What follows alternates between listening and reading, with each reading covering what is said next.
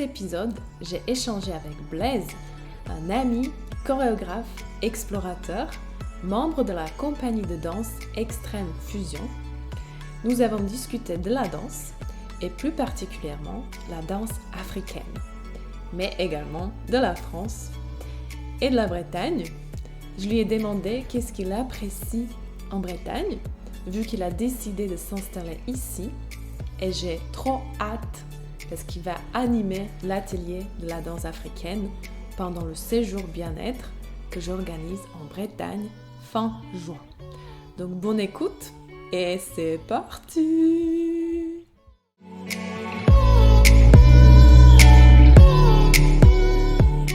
C'est vraiment très spécifique de la Bretagne, ou est-ce que tu as quelque chose que tu aimes particulièrement, tu sais, dans cette région?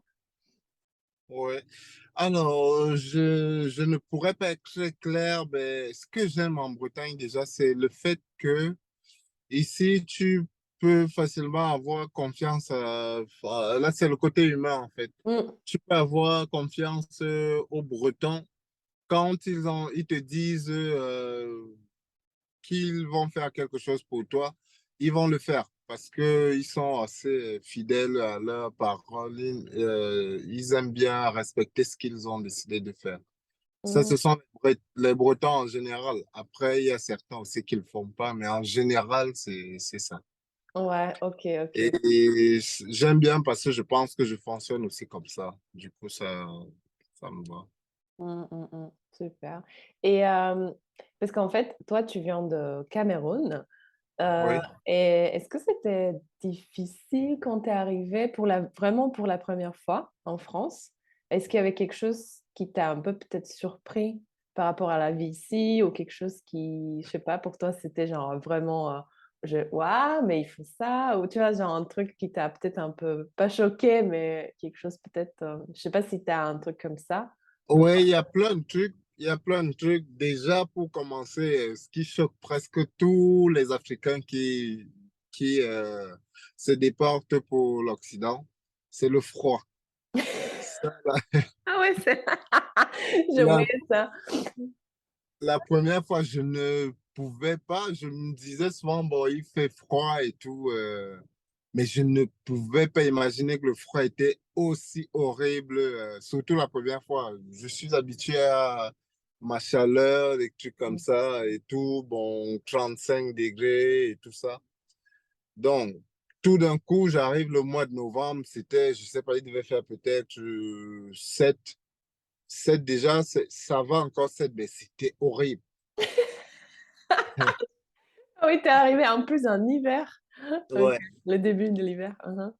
Ouais, donc il y a ça et après j'ai été aussi agréablement surpris par le respect de l'horaire et tout. Hmm. Il y Sur a la ça qui ponctualité la que les gens... ponctualité, Hmm. ouais. C'est hyper différent du Cameroun parce qu'au Cameroun c'est plus ça se fait à l'instant, on se donne un rendez-vous à 13 heures. C'est à 12h50 ou 13 heures que je me mets en chemin pour aller.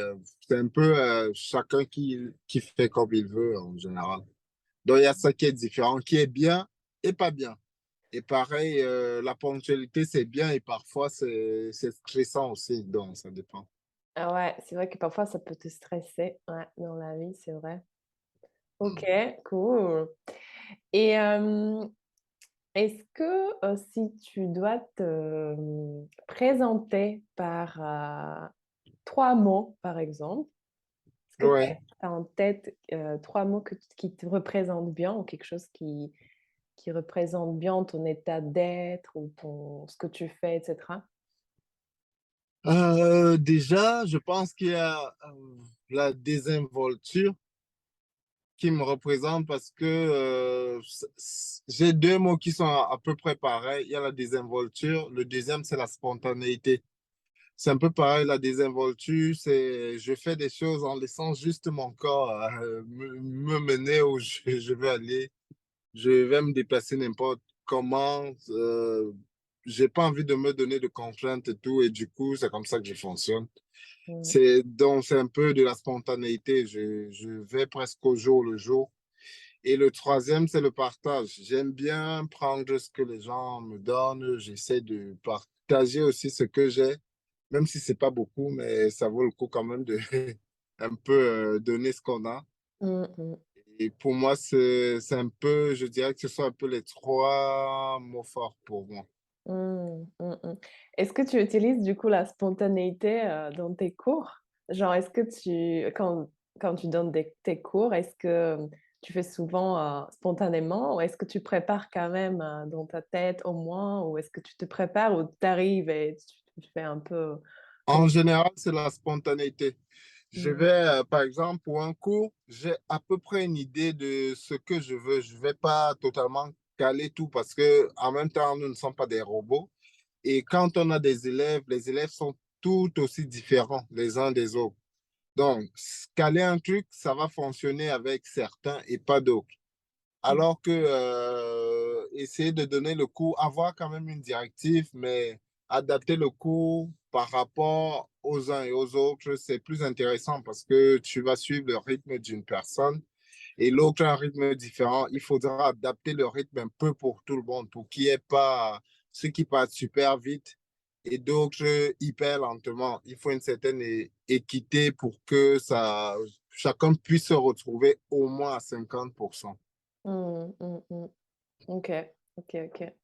Et tu voulais toujours être danseur et Dans ça, chorégraphe parce que je pense qu'on n'a jamais parlé de ça. Je sais même pas si pour toi c'était quelque chose que tu voulais toujours faire ou ça arrivait avec le temps que tu t'es décidé de devenir vraiment artiste. ouais, là, je j'ai pas toujours voulu être danseur. J'ai connu la danse, vraiment connu à 17 ans. Avant ça, j'aimais plus jouer aux jeux vidéo. Je pensais que j'allais travailler dans un bureau comme mon père et tout. Mais un jour, en allant à une soirée, je suis tombé, c'était dans un club. Et la compagnie où je suis actuellement était invitée dans ce club-là, mais en ce moment, ce n'était que de la compétition pour eux. On ne connaissait pas la création, ce n'était que des danseurs de compétition. Et ils sont venus faire un spectacle dans le club. Déjà, je trouvais bizarre qu'on invite un groupe de danse dans un club faire Mm. un spectacle. Donc, ça ne m'intéressait pas tant que ça. Mais au bout d'une minute, ils se sont échauffés sur scène vite fait. C'est là que j'ai vu des mouvements. Je pensais que ça n'existait qu'à la télé, ça. J'ai Mm. vu un des mecs faire des mouvements de break. Je me suis dit, mais c'est réel, ça. Je pensais que c'était du montage vidéo de tourner sur la tête, euh, tourner sur le dos. Et il s'échauffait à faire des mouvements. Là, je suis resté bouche ouverte pendant tout le spectacle. Et c'est ce jour-là que j'ai dit, je veux danser. Je veux danser, je veux danser, je veux danser.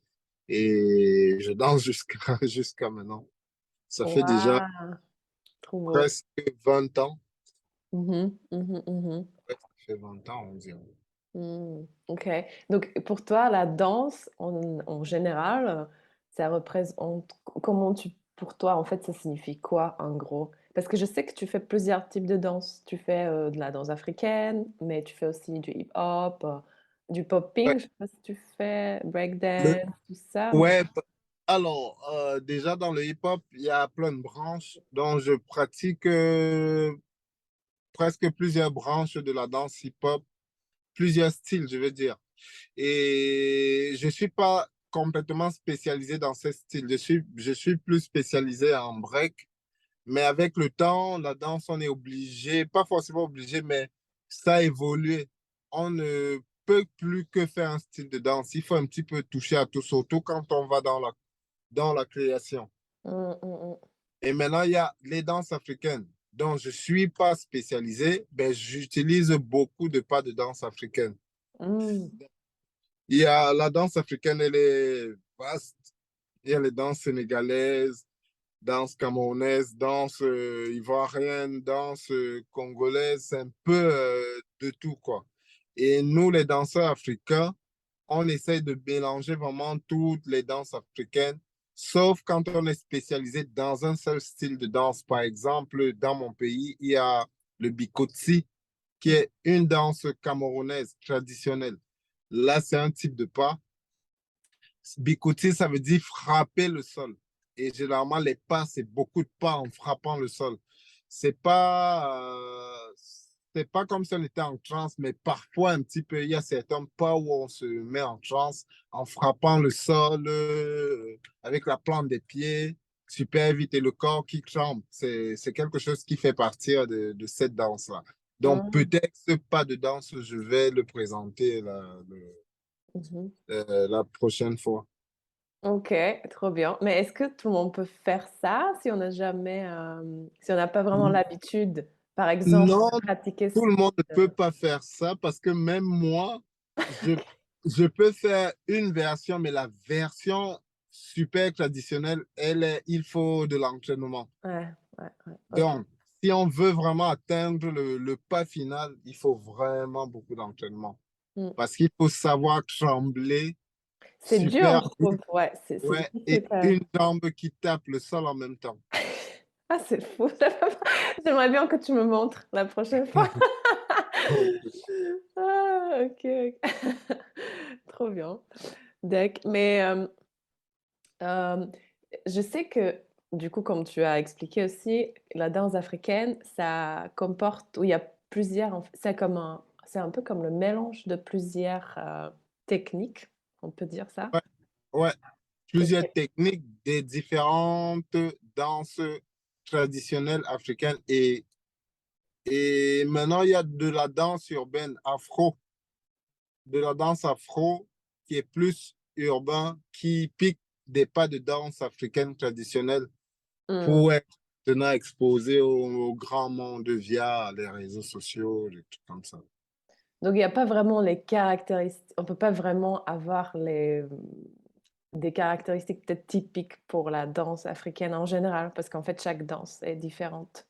Oui, chaque On peut danse pas est... caractériser vraiment qu'est-ce que c'est la danse africaine, j'imagine. Ou c'est très dur à mon... Ouais, c'est très dur parce que dans tous les cas, la danse, en général, ça a toujours été un moyen d'évacuation, pouvoir évacuer de l'énergie. Donc, dans tous les cas, c'est toujours quelque chose d'assez tribal. Presque, les danses africaines, c'est beaucoup plus, c'est tribal, quoi. C'est plus comme des danses de guerre, de guerriers, de chasseurs. Mm. Donc, généralement, les danses étaient un petit peu créées comme ça. Par exemple, s'il y avait une guerre entre deux clans, quand les deux clans partent en guerre, ils ont un style de pas qu'ils font pour effrayer les autres Mhm. qui sont en face, ce qui fait que ça a créé plein de danses comme ça et ça s'est vulgarisé. Chaque communauté a créé sa danse et ainsi de suite. Mm, mm, mm. Moi, j'aime bien ce côté tribal, en fait. C'est un peu comme... Tu fais partie de la communauté aussi, tu as cette impression de, ouais, d'être, de participer à quelque chose de beaucoup plus grande. Ouais, Et ce que j'aime aussi, parce que j'ai commencé un tout petit peu de la danse africaine, j'en fais ouais, pas beaucoup, beaucoup, mais je fais une fois par semaine. Et du coup, j'aime bien ce côté un peu libre, parce que j'ai l'impression que dans la danse africaine, tu peux quand même rester, ou tu peux quand même utiliser beaucoup de ta créativité, parce que c'est ouais, assez libre, même si oui, il y a de la technique, il y a des pas que bah, des fois tu dois apprendre, etc. Mais je pense qu'il y a quand même un côté où que c'est pas ouais, très strict dans mes yeux, en tout cas. Je sais pas si tu le vois comme ça aussi. ouais, je vois. C'est pas hyper codifié. Mm, Il y a quelques pas qui restent, qui sont des bases pour reconnaître la danse. Mais après, chacun va souvent avec son esprit de créativité, enfin, son évacuation, comme je disais, tu évacues ton énergie comme tu veux. Et par moment, tu ramènes peut-être le pas de base pour bien montrer que ça, c'est le bikoti ou le mangambe ou le sabbat qui est sénégalais, c'est une danse sénégalaise, ainsi de suite. ouais. Bah, c'est ça ce que j'aime bien, que tu peux un peu interpréter les différents mouvements comme tu le sens, qu'il y a beaucoup Ouais. de liberté dans, dans cette expression. Mhm. Ok, ouais, c'est cool. Et c'est ce que j'aime bien aussi, que ça travaille pas mal tes muscles, que d'habitude tu n'utilises pas ou tu Ouais, l'utilises très rarement des fois.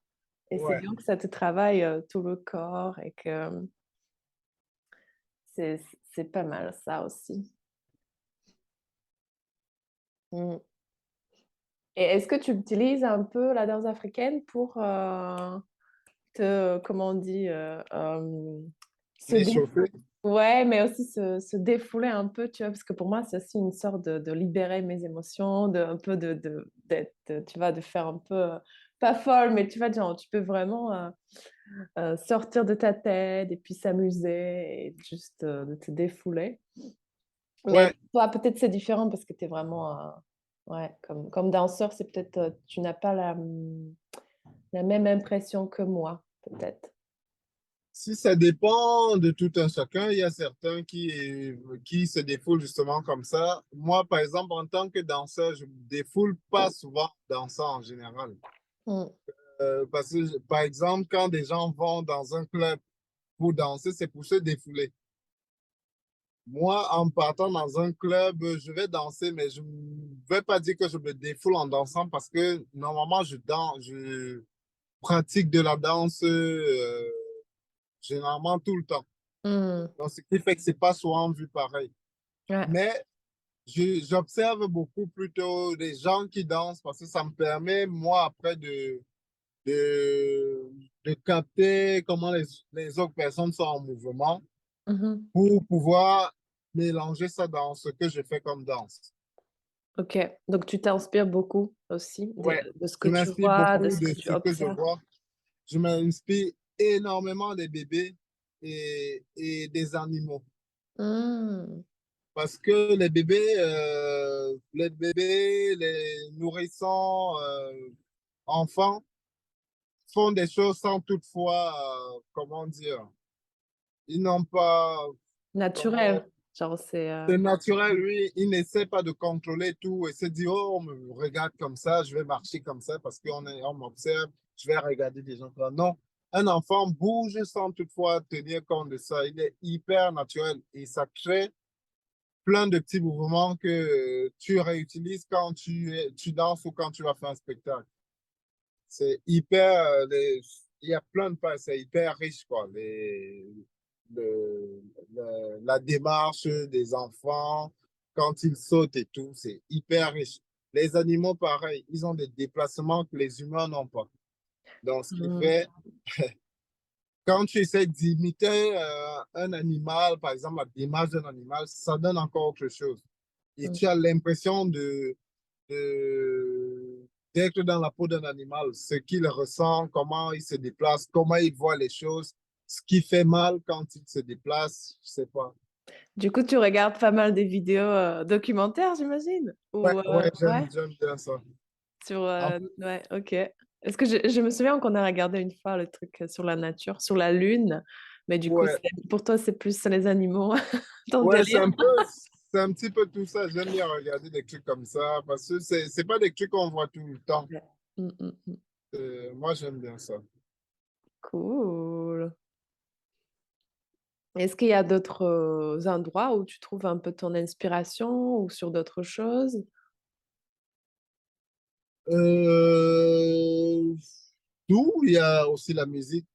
J'écoute énormément de musique. Mm. Presque tout le temps, j'écoute de la musique. Je tourne en boucle avec les musiques parce que ça aussi, ça me permet de découvrir encore plein de trucs. Juste avec un effet musical, je me mets dans une ambiance. J'écoute l'ambiance, du coup, ça me crée un effet. Parfois, une musique passe, ça me fait penser à, je sais pas, l'espace, quelque chose comme ça. Et quand je vais vouloir bouger, je vais m'imaginer dans un espace, quelque chose comme ça, ou même du goudron. Mm. Je suis dans une salle où c'est du plancher, mais si je pense à une musique où j'ai vu un clip où il y a du goudron, je vais bouger comme si j'étais où il y a du goudron. Du coup, ça va encore changer mon comportement. Mm. Je vais avec des cartes. Ouais. Ok, cool. Et est-ce que tu peut-être t'as pas encore l'idée, mais pendant le séjour, tu vas animer l'atelier de la danse africaine. Est-ce Ouais. que tu as déjà peut-être pas, mais dans l'idée, est-ce que tu sais comment tu vas t'organiser ou comment tu vas organiser ta séance ou Oui, j'ai tu vas faire toujours un spontanément concept. peut-être? Si, l'atelier, il y a le côté, il y a la spontanéité qui est là à 60%, 70%. Mais l'atelier, comme d'habitude, vu que je suis dans une compagnie de danse, on a un mode de fonctionnement qu'on défend dans tout ce qu'on fait, que ce soit des cours, que ce soit nos spectacles ou quand on parle. C'est le mode de déconstruction et reconstruction. Ça, c'est un mode qu'on défend tout le temps quand on intervient quelque part. Ok. Pour nous, la déconstruction et la reconstruction des mouvements, ça veut dire quoi? C'est ce dont on parlait tout à l'heure. C'est par exemple, on décide Zana, on est dans un cours de danse, on a Zana. Zana se déplace pour prendre un verre d'eau. On se dit comment on peut décider de déconstruire le mouvement de Zana qui allait prendre le verre d'eau. Mhm. On va prendre ce mouvement, on le fait d'abord naturellement, on va t'imiter. Comment tu t'es déplacé pour prendre le verre d'eau? Vu que nous sommes une dizaine, je prends par exemple 5, 10, 2 personnes ou 20 personnes, on va faire comme toi, mais on n'aura pas du tout la même démarche que toi. Du coup, chacun va avoir un truc qui ressemble plus ou moins à ce que tu fais déjà. Maintenant, on a ça comme mouvement. Comment on prend ce mouvement? On le construit dans une musique maintenant. Parce que le faire, c'est quelque chose. Le mettre dans une musique avec un rythme, ça devient encore autre chose. C'est de l'exploration Exact. de soi et de l'espace aussi, j'imagine. Ouais. Ok, ok. Est-ce que tu vas faire une petite chorégraphie, peut-être? Oui. Et on va justement monter une chorégraphie avec tout ça. Mhm, mhm. Et ouais, OK.